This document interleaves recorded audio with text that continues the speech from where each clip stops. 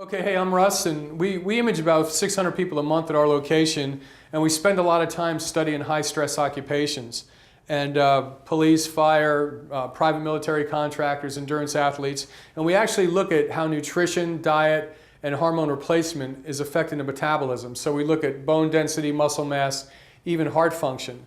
So we wanted to dispel a few myths out there about performance-enhancing drugs. A lot of times growth hormone and nutrition and testosterone actually rehab the body and help somebody's heart recover from a heart attack, where the information that we hear about, we always hear that these things are dangerous. But let me just show you what happens physiologically so you decide to get your arms around it. Anytime we're under chronic stress, where you're running a marathon or in the war zone or exercising too much, corporate executive that's working 70 hours a week, chronic stress shuts off everything like a clock. It shuts off growth hormone, tweaks your nutrition.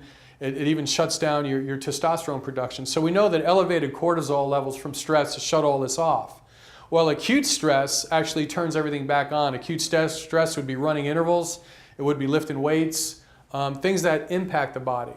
So if people are using growth hormone and they're not responding to it, it's because you have to look at other multiple systems of the body. You have to look at, if you're using growth hormone, you have to use your nutrition. You understand your nutrition. See if you're absorbing nutrients, measuring the intestinal tract. Look at your insulin levels, look at cortisol levels. And also, growth hormone for a growth hormone deficient patient is life-saving.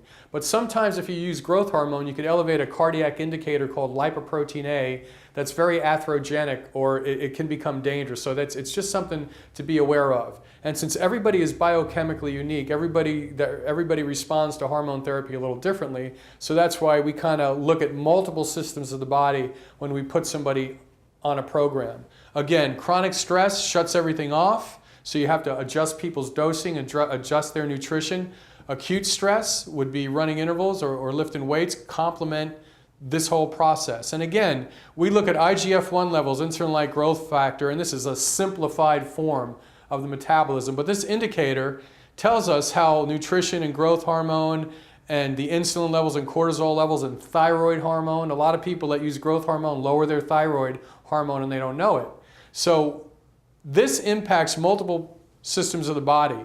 I mean, if you Google growth hormone now, you'll get 70,000 citations on PubMed. There's a lot of positive things that this stuff does. I've worked with AIDS and cancer patients and even muscle wasting patients in a wheelchair to help get their IGF-1 levels up. So I hope this wasn't too complicated and we dispelled a few myths for you today. No more medicine for the masses. This is not a one-size-fits-all disease. Now, treatments designed with you in mind. It's unbelievable. It really is. That it's just for you. From cancer to heart attacks to vitamins, should everyone have a personalized prescription? Due to the advanced testing, we're able to look at people on a cellular level. Targeted therapy.